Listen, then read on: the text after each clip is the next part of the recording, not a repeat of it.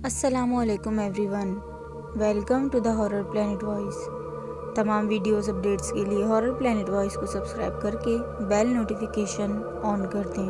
تمام تعریفات میرے رب کی ذات کے لیے ہیں، تو چلیں آئیے مل کر 1 منٹ کے لیے اپنے بہن بھائیوں کے لیے دعا کریں جو اس پیرانارمل ایکٹیویٹیز کو فیس کر رہے ہیں، ان سے لڑ رہے ہیں۔ اللہ پاک انہیں صبر عطا فرمائے اور ہمت عطا فرمائے، شفا یابی عطا فرمائے، آمین ثم آمین۔ چلیں جلدی سے آیت الکرسی پڑھ کے اپنے اوپر دم کر لیں، ہینڈ فری لگا لیں اور کافی کا مگ تھام لیں، کیونکہ آج کا یہ سچا واقعہ رونگٹے کھڑے کر دینے والا ہے۔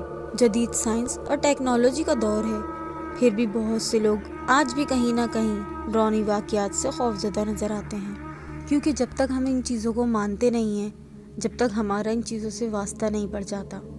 تو میرے ساتھ بھی دوستوں کچھ ایسا ہی ہوا۔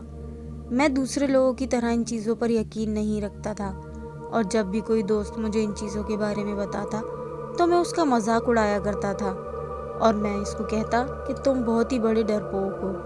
اور پھر ایک بار میں دوستوں کے ساتھ سینما گیا، 9 سے 12 کا شو دیکھا اور سب دوست سینما سے باہر نکل آئے، اپنے اپنے گھروں کی طرف چلنے لگے۔ دسمبر کا مہینہ تھا، سردی بہت زیادہ لگ رہی تھی اور دھند اتنی شدید تھی کہ حد نگاہ صرف 10 قدم ہی رہ گئی تھی۔ اس کے بعد ہم سب نے اپنی اپنی بائک سٹارٹ کی اور وہاں سے ایک ساتھ گھر کی طرف چل دیے۔ ابھی کچھ دور ہی گئے تھے کہ دوست بولا، یار سڑک بالکل خالی ہے، نہ ٹریفک ہے نہ کوئی روکنے والا، تو کیوں نہ ریس ہو جائے، دیکھتے ہیں کہ محلے میں سب سے پہلے کون پہنچتا ہے۔ یہ سن کر باقی دوستوں نے کہا، تو چلو پھر دیکھ لیتے ہیں کس میں کتنا دم ہے۔ یہ کہہ کر سب نے اپنی بائکس کی سپیڈ تیز کر لی اور دیکھتے ہی دیکھتے دھند میں غائب ہو گئے۔ میں نے عام سی جیکٹ پہن رکھی تھی اور میں نے ہاتھوں میں دستانے بھی نہیں پہنے ہوئے تھے، جس کی وجہ سے مجھے بہت ہی زیادہ ٹھنڈ لگ رہی تھی۔ اس وجہ سے میں نے اپنی بائک کی سپیڈ آہستہ کر لی، کیونکہ میں سردی سے کانپنے لگ گیا تھا۔ اس وجہ سے میں بہت زیادہ سلو ہو گیا تھا۔ اب پوری سڑک ویران تھی اور میں اکیلا ہی سڑک پر پاگلوں کی طرح جا رہا تھا۔ میں بہت پریشان ہو رہا تھا کیونکہ سڑک پر بہت سناٹا تھا اور بہت ہی دیر بعد کوئی ایک آدھ گاڑی یا بائک اس کے پاس سے گزر جاتی۔ اس کے بعد سڑک پھر سے ویران ہو جاتی۔ میں چپ چاپ بس چلتا رہا اور ایسی خاموشی تھی کہ مجھے سوائے میری بائک کی آواز کے کسی کی آواز سنائی نہیں دے رہی تھی۔ میں چلتے چلتے ایک موڑ پر جا رک گیا۔ یہ ایک شارٹ کٹ راستہ تھا، اس کا نام ٹھنڈی سڑک تھا، اور یہ اس سڑک کا نیا نام ہے، جبکہ یہ سڑک اس وقت بانسوں والی سڑک کے نام سے مشہور ہے، کیونکہ اس سڑک کے دونوں اطراف میں بانسوں کے بڑے بڑے درخت لگے ہوئے ہیں، اور دونوں اطراف کے درخت اس طرح اس سڑک پر جھکے ہوئے تھے کہ جیسے اس سڑک پر کسی نے بانسوں کی چھت ڈالی ہو، اور سورج کی روشنی بھی بہت کم اس سڑک پر پڑتی تھی۔ بس یوں سمجھ لو کہ یہ سڑک ایک بہت بڑی سرنگ کی طرح تھی جو درختوں سے پوری طرح ڈھکی ہوئی تھی۔ میں نے سوچا اگر میں بانسوں والی سڑک سے جاؤں تو جلدی ہی اپنے دوستوں تک پہنچ جاؤں گا، کیونکہ میرے دوستوں نے جانا تو دھرم پورہ ہی ہے اور وہ سیدھا مال روڈ کی طرف سے دھرم پورہ جائیں گے۔ میں ان سے پہلے پہنچ جاؤں گا، لیکن اس کے ساتھ ساتھ میں تھوڑا گھبرا بھی رہا تھا، کیونکہ یہ سڑک پہلے ہی عجیب و غریب واقعات سے بہت بدنام تھی، اور بہت سے لوگوں سے میں نے اس سڑک کے بارے میں سنا تھا کہ اس راستے پر بہت سی ہوائی چیزوں کا بسیرا ہے۔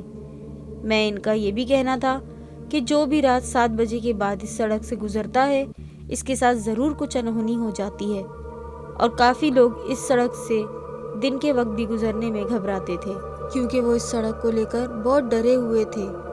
اس سڑک کے دونوں اطراف میں کوئی آبادی نہیں تھی، بس کچھ جنگل نما جھاڑیاں اور بانس کے درخت ہی تھے۔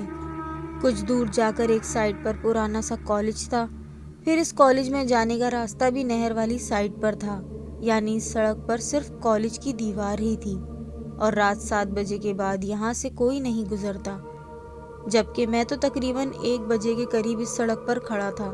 پھر میں نے سوچا یار میں تو ایسے ہی ڈر رہا ہوں، لوگوں کا کیا ہے، لوگ تو ایسے ہی سنی سنائی باتوں پر یقین کر لیتے ہیں، جبکہ میرے نزدیک یہ صرف افواہیں ہی ہیں۔ یہ سوچ کر میں اس سڑک پر چل پڑا اور آہستہ آہستہ بائک چلاتا ہوا آگے بڑھنے لگا۔ اس سڑک پر دھند اور بھی زیادہ تھی، बस बाइक की लाइट में ही थोड़ा बहुत नज़र आ रहा था। अभी मैं थोड़ा दूर ही गया था कि मुझे ऐसा लगा सड़क के बाएं तरफ कोई सफ़ेद कपड़े पहनकर खड़ा है, लेकिन मुझे साफ दिखाई नहीं दे रहा था। मैं बाइक की स्पीड बिल्कुल कम करने लगा और थोड़ी आगे गया। बाइक की लाइट इस तरफ की तो देखा एक बहुत ही खूबसूरत और दिलकश सफ़ेद लिबास पहने एक औरत खड़ी है। इसके काले घुंघराले लंबे लंबे बाल थे जो कि इसने खुले छोड़े हुए थे, और इसका चेहरा बहुत ही पुरकशिश और खूबसूरत था। इसने बहुत सारी ज्वेलरी पहन रखी थी। ऐसा लग रहा था कि ये किसी अमीर घर से ताल्लुक़ रखती है। और फिर मैंने सोचा कि यार, रात के 1 बज रहा है और ये औरत इस टाइम यहाँ क्या कर रही है। यह हो सकता है कि ये औरत डाकुओं के साथ मिली हुई हो, जो लोगों को लिफ्ट लेने के बहाने लूट लेती होगी, और इसके साथी भी यहाँ आसपास ही होंगे। मैंने बाइक की स्पीड और ज़्यादा स्लो कर ली और मैं बहुत धीरे धीरे ये सब सोचता हुआ इसकी तरफ बढ़ रहा था। जब इसके और मेरे बीच 10 कदम का फासला रह गया तो मैंने बाइक सड़क के दाएं तरफ कर ली और रोक ली, जबकि वो सड़क के बाएं तरफ खड़ी थी। मैंने सोचा अगर मेरे साथ कुछ भी बुरा होने लगेगा तो मुझे भागने में आसानी रहेगी। इस वजह से बाइक मैंने स्टार्ट ही रखी हुई थी और दूर से ही बाइक पर बैठते हुए उससे पूछा, कौन हो तुम? इसने मुझे कोई जवाब नहीं दिया। मैंने सोचा शायद उसको मेरी आवाज़ सुनाई नहीं दी। मैंने 4 कदम बाइक और आगे ली और फिर थोड़ा सर उठाकर ऊंची आवाज़ में कहा, कौन हो तुम? यहाँ क्या कर रही हो? लेकिन इसने फिर से कोई जवाब न दिया। अब मैं थोड़ा घबराने लग गया, क्योंकि मैं सोच रहा था कि ये जो मुझे जवाब नहीं दे रही, इसका मतलब ज़रूर कोई ना कोई गड़बड़ है। इसके साथ मैं इधर उधर भी देख रहा था कि कहीं इसके साथी तो नहीं आ रहे। मैं आखिरी बार ऊंची आवाज़ में कह रहा हूँ, देखो अगर तुमने अभी जवाब ना दिया तो फिर मैं जाने लगा हूँ। इसने अचानक से रोना शुरू कर दिया और रोते हुए बोली, मैं बहुत ही मुश्किल में हूँ। मैं अपने शौहर के साथ अपने रिश्तेदारों की शादी की तकरीब से वापस आ रही थी कि अचानक से हमारी बाइक पंक्चर हो गई और हम पैदल चल रहे थे कि मैं थक गई। तो मेरे शौहर ने मुझसे कहा, तुम यहाँ रुको, मैं जल्दी से कहीं से पंक्चर लगवा कर लाता हूँ। मैं तब से यहाँ खड़ी हूँ, पर मेरा शौहर अभी तक नहीं लौट कर आया और इस सुनसान जगह पर मुझे बहुत डर लग रहा है, कहीं कोई चोर डाकू मुझे कोई नुकसान ना पहुँचा दे, और इसी वजह से मुझे बहुत रोना आ रहा है। इसकी बातें सुनकर मेरे दिल में रहम आ गया और मैं बाइक से उतरकर इसकी तरफ गया। मैंने कहा, देखें आप रोएं मत, मुझे ये बताएं कि आपका शौहर किस तरफ गया है।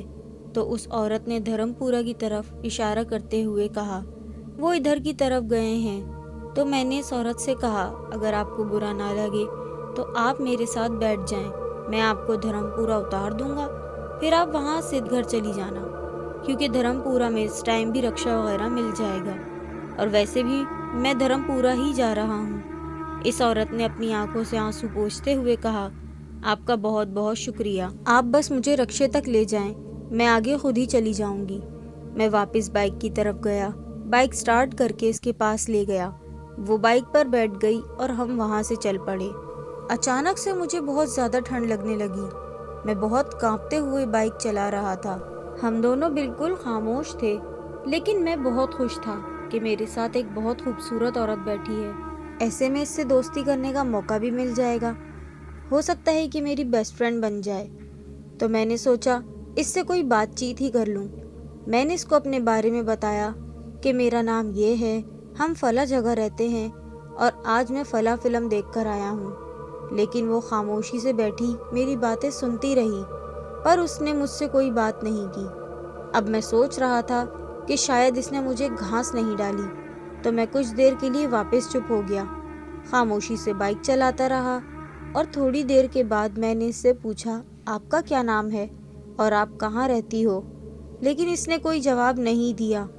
मैं आगे देखते हुए उससे इधर उधर की बातें करता रहा, पर उसने मुझसे फिर कोई बात ना की।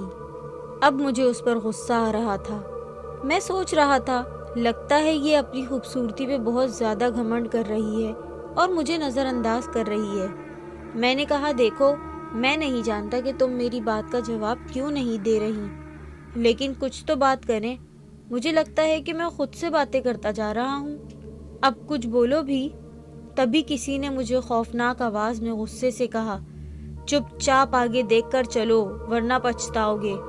میں چونک گیا اور اب میں تھوڑا سا ڈرنے لگا، کیونکہ میں سوچ رہا تھا کہ کہیں یہ غصے میں آ کر میرے اوپر کسی قسم کا الزام نہ لگا دے۔ لیکن میں نے پیچھے نہیں دیکھا۔ میں نے بائک تیز کر لی پر وہ سڑک ختم ہی نہیں ہو رہی تھی، اور جب میں نے غور کیا تو بائک ابھی بھی بالکل سلو تھی، جبکہ میں اس کو چوتھے گیئر میں فل تیز چلا رہا تھا۔ ایسا لگ رہا تھا جیسے بائک پر کسی نے بہت زیادہ وزن رکھ دیا ہو، اور یہ سب دیکھ کر میں اب پوری طرح گھبرانے لگا، کیونکہ میں ابھی آدھی سڑک پر بھی نہیں جا پایا تھا، جبکہ پوری سڑک صرف 2 کلومیٹر کی تھی۔ میں پوری طرح سے بائک کو بھگانے کی کوشش کر رہا تھا کہ اتنے میں میرے پیچھے سے زور زور سے سانس لینے کی آواز آنے لگی، جیسے کوئی میرے کان کے پاس ہی تیزی سے سانس لے رہا ہے۔ میرے رونگٹے کھڑے ہونے شروع ہو گئے۔ اب میں کچھ سمجھ گیا تھا کہ میرے ساتھ کوئی عورت نہیں ہے بلکہ کچھ اور ہی ہے۔ اتنے میں اس عورت نے میرے کاندھے پر ہاتھ رکھا اور اچانک سے میرے جسم کے رونگٹے کھڑے ہو گئے۔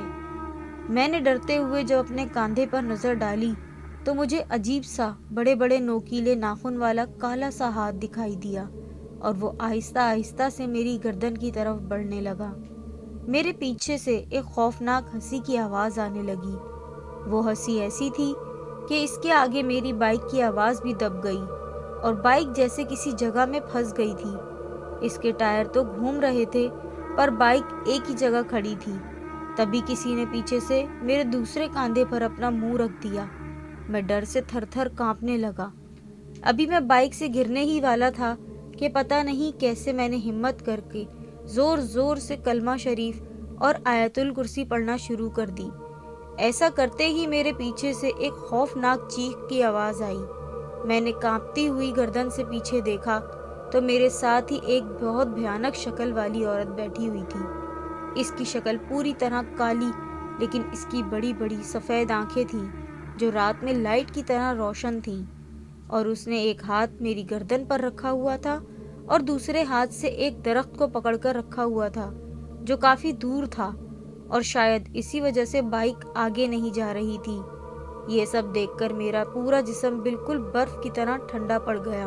میں اور زیادہ اونچی آواز میں آیت الکرسی پڑھنے لگا اور اس نے میری گردن کو چھوڑ دیا۔ میں نے جلدی سے آیت الکرسی پڑھتے ہوئے ہی بائک کو پوری طرح ریس دی تو وہ عورت بائک سے نیچے گر گئی اور اچانک سے بائک فل سپیڈ سے آگے بڑھنے لگی۔ میں نے دوبارہ پیچھے مڑ کر نہیں دیکھا اور 5-6 منٹ میں ہی دھرم پورہ کے چوک پر جا پہنچا اور بنا رکے ہی گھر چلا گیا۔ اب وہ چیز کہاں تک میرے پیچھے بھاگی ہوگی مجھے کچھ نہیں پتا، بس اتنا پتا ہے کہ اس دن مجھے فوراً سے بہت تیز بخار ہو گیا تھا، اور اس دن کے بعد میں نے دوبارہ کسی کا بھی مذاق نہیں بنایا، کیونکہ میں جان چکا ہوں کہ واقعی میں ہوائی چیزیں ہوتی ہیں۔ اس کے ساتھ ہمارا یہ واقعہ ختم ہوتا ہے۔ کیسا لگا آپ لوگوں کو کامنٹس میں ضرور بتائیے گا۔ ویڈیو کو لائک کریں، شیئر کریں اور ہارر پلینٹ وائس کو سبسکرائب کریں۔ خدا حافظ۔